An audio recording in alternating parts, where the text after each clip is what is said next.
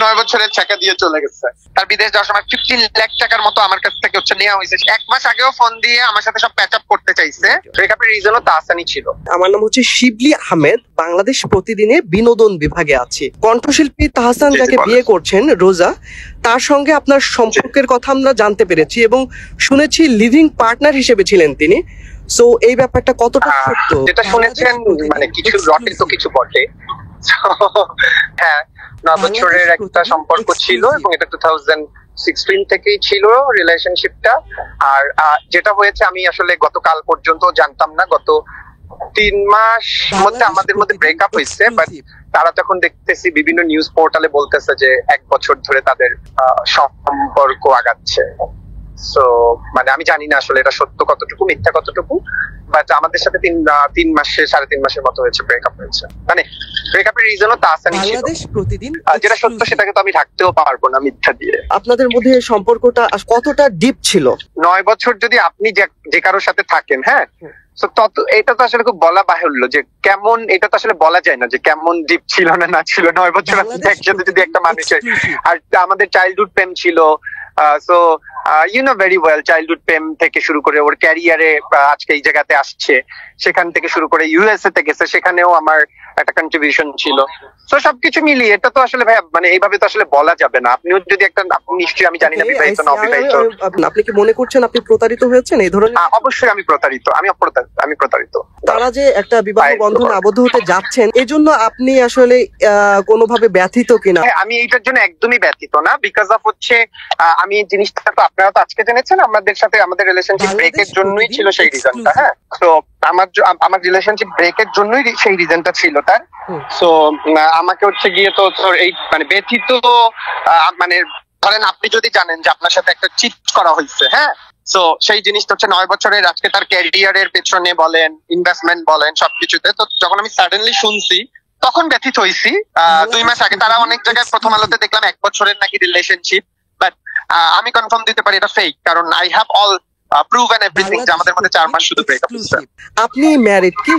না ভাই, আমি ম্যারিড হবো কিভাবে? আমাকে তো ভাই 9 বছরের ছেঁকা দিয়ে চলে গেছে। এবং তার বাবার স্টোরি হয়তো আপনাদের কাছে জানা আছে।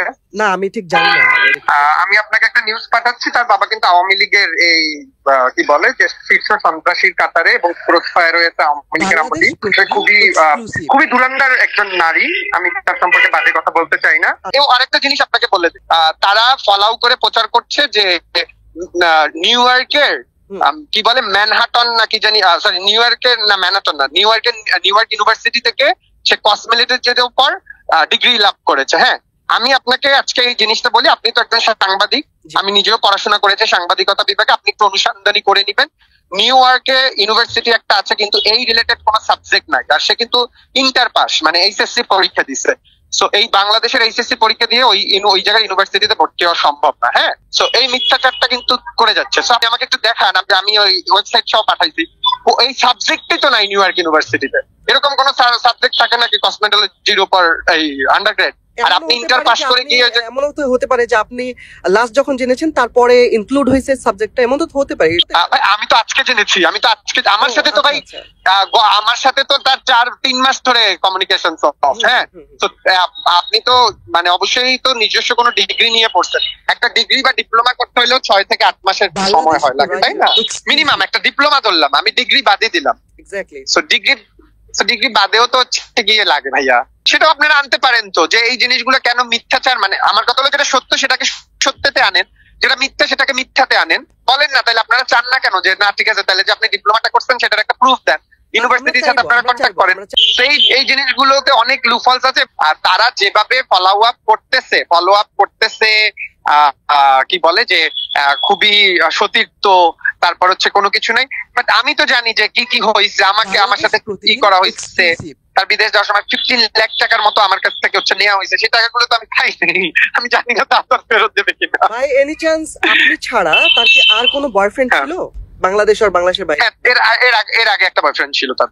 এই মুহূর্তে কি তার কোনো বয়ফ্রেন্ড আছে? না, লাস্ট বয়ফ্রেন্ড আমি, কারণ আমাদের 9 বছরের একটা রিলেশনশিপ ছিল। ইভেন সে কিন্তু আমাকে 1 মাস আগেও ফোন দিয়ে আমার সাথে সব প্যাচ আপ করতে চাইছে এবং বলা হয়েছে যে যদি কোনো এরকম কিছু হয় তুমি জানি কোনো কিছু না করো। আমি কোনো কিছু করবো না, আমি এখন পর্যন্ত কোনো কিছু করছি না। I would like to request please আমার নামটা ইউজ না করার জন্য। ওনার নাম তো রোজা রহমান, রাইট? না, ওর নাম ছিল উম্মে হাবিবা রোজা, এরপরে রোজা আহমেদ করছে।